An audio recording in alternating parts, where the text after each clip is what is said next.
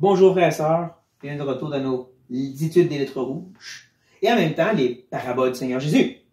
Je dirais même plus que ça. Je vais me concentrer sur les paraboles du royaume. Plus que je les étudiais et je regardais, et plus que je réalisais à quel point que même si le sujet est le même, le royaume de Dieu, l'approche est différente. Ouais, c'est comme si Jésus prend le diamant du royaume et veut nous montrer différentes facettes, différents côtés de ce diamant. La dernière fois, dans le site de la semence, on a vu à quel point que, oui, on partage l'Évangile, mais en réalité, le reste, c'est entre les mains de Dieu. C'est pas nos programmes, nos efforts, nos prières. C'est vraiment Dieu qui fait accroître comme il veut. C'est lui qui bâtit son royaume. Et que ça enlève un fardeau de nos épaules et ça dégonfle un petit peu notre orgueil. Mais là, aujourd'hui, on va regarder un autre de ces paraboles sur le royaume et une autre facette. Vous la connaissez peut-être, celle de l'ivraie et le blé. On va la lire et ensuite on va la décortiquer ensemble. Donc, on peut lire. Il leur proposa une autre parabole. Il dit, le royaume des cieux est semblable à un homme qui a semé une bonne semence dans son champ. Mais, pendant que les gens dormaient, son ennemi vint, sema de l'ivraie parmi le blé, et s'en alla. Lorsque l'herbe eut poussé et donné du fruit, l'ivraie parut aussi. Les serviteurs du maître de la maison vinrent lui dire, Seigneur, n'as-tu pas semé une bonne semence dans ton champ? D'où vient donc qu'il y ait de l'ivraie? Il leur répondit, c'est un ennemi qui a fait cela. Et les serviteurs lui dirent, veux-tu que nous allions l'arracher? Non, dit-il, de peur qu'en arrachant l'ivraie, vous ne déracinez en même temps le blé. Laissez croître ensemble l'un et l'autre jusqu'à la moisson. Et à l'époque de la moisson, je dirais au moissonneur, arrachez d'abord l'ivraie et liez-la en gerbe pour le brûler. Mais amassez le blé dans mon grenier. Pendant longtemps, je comprenais ce parabole comme étant l'Église dans laquelle il y a le blé, les vrais croyants, et les vrais, ceux qui pensent les croyants qui ne le sont pas. Et que c'est dangereux de trop vouloir exposer les faux croyants, de juger des saluts des gens. Il ne faut pas faire ça, c'est à la fin que ça va être révélé, quand Dieu va justement séparer les brebis des boucles. Sauf que, quand j'ai continué à lire, j'ai réalisé à quel point je me trompais dans ce raisonnement. Parce que, on peut lire ceci. Alors il renvoya la foule et entra dans la maison. Ses disciples s'approchèrent et lui dirent, explique-nous la parabole de l'ivraie au champ. Il répondit, avant de rentrer, Jésus va maintenant nous expliquer lui-même de sa bouche qu'est-ce que la parabole veut dire. Donc ça veut dire, sans explication, c'est la bonne. Celui qui sème la bonne semence, c'est le Fils de l'homme. Tout de suite, c'est choquant parce que l'autre parabole nous dit que la semence, c'était l'Évangile. Il y avait d'autres paraboles qu'on voit, c'est la parole de Dieu de la semence. Et c'est nous qui le met. C'est nous qui sème. Qu'est-ce que Jésus dit ici dans cette parabole? Elle a changé. C'est le Fils qui sème. C'est puis nous. Et quelle est cette semence, donc? Le champ, c'est le monde. La bonne semence, ce sont les fils du royaume. Les vrais sont les fils du malin. Il faut prendre le temps ici. C'est quoi donc la semence? C'est-tu l'Évangile? C'est-tu la parole? Non, c'est nous, les fils et les filles du royaume que Jésus plante, que Jésus sauve, si vous voulez. C'est les enfants de Dieu que lui est venu racheter. Ah. Maintenant, en contraste, les ceux de l'ivraie, c'est les fils du malin. On va regarder rapidement qu'est-ce qu'il veut dire par le malin. Mais prenez note que le champ, c'est pas l'Église, c'est le monde. L'Église est dans le monde, mais le monde est quelque chose de différent de l'Église. Lui, il ne parle pas de juste dans l'Église où est-ce qu'il y a des croyants et des non-croyants. Il est en train de dire que c'est dans le monde qu'il y a des fils de Dieu et des filles de Dieu et des enfants du malin. Dans le monde. Ça, c'est important. Donc, qui est ce malin? Vous allez sûrement deviner, mais quand même. L'ennemi qui l'a semé, c'est le diable. La moisson, c'est la fin du monde. Les moissonneurs, ce sont les anges.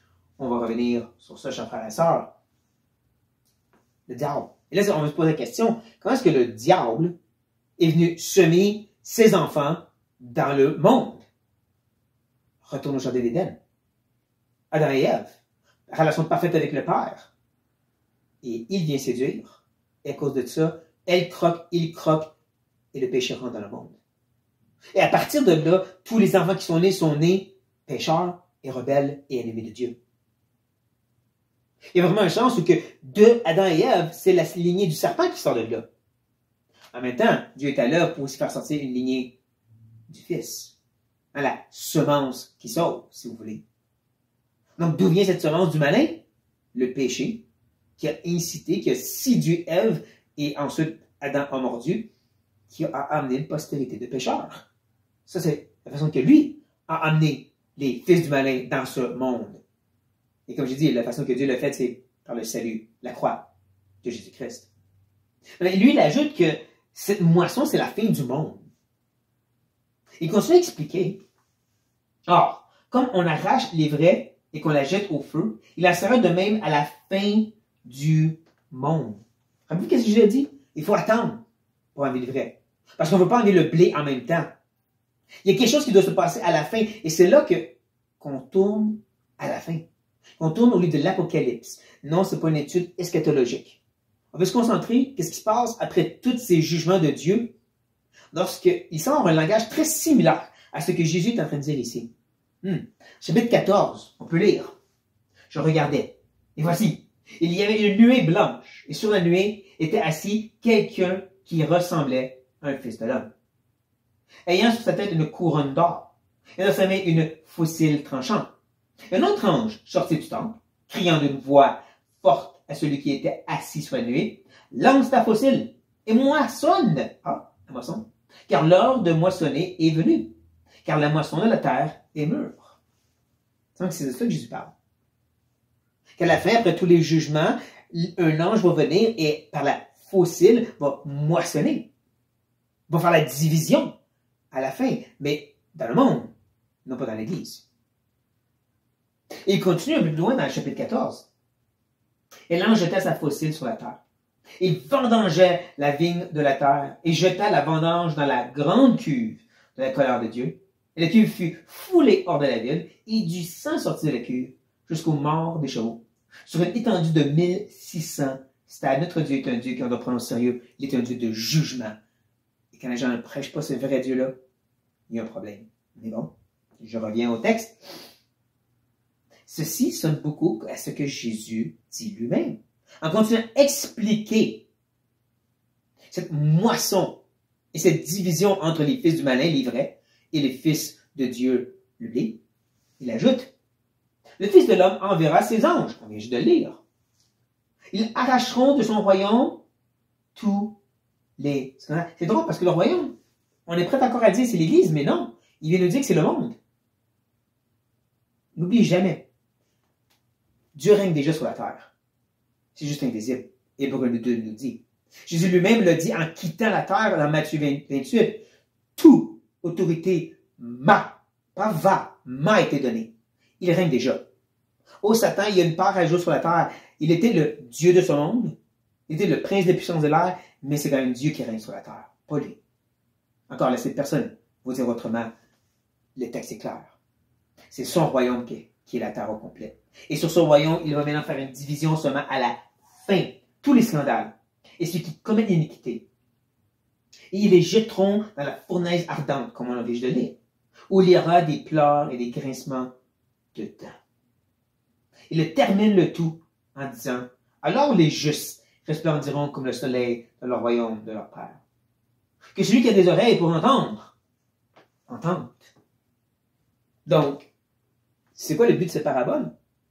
Je dirais, premièrement, c'est pour nous montrer comment ce royaume, c'est pas juste l'Église. Des fois, il semble nous montrer que le royaume, c'est le peuple de Dieu, oui, mais ici, il le montre comme ça, le monde au complet. Le monde au complet où est-ce qu'il règne et où est-ce qu'il y a deux peuples. Les fils de Dieu, les enfants que Jésus a donné naissance, et ceux du diable. Ça nous rappelle à quel point il va y avoir des conflits sectaires jusqu'à la fin. Cette idée que les chrétiens vont ramener un peu d'ordre dans telle place, c'est pas biblique. Si les chrétiens aient un rang politique, on pourra prendre de... Non, c'est pas biblique.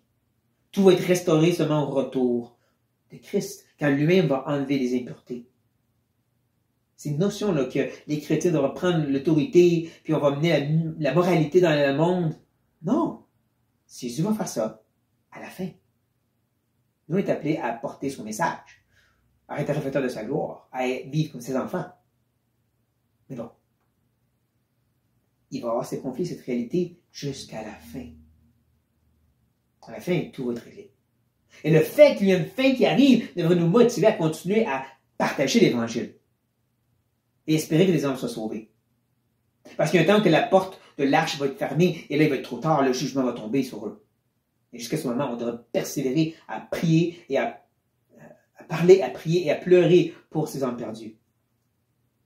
Moi, je dirais que ce seraient les bons points de cette parabole que Jésus mentionne ici. Sur cette note, chers frères et sœurs, soyez bénis.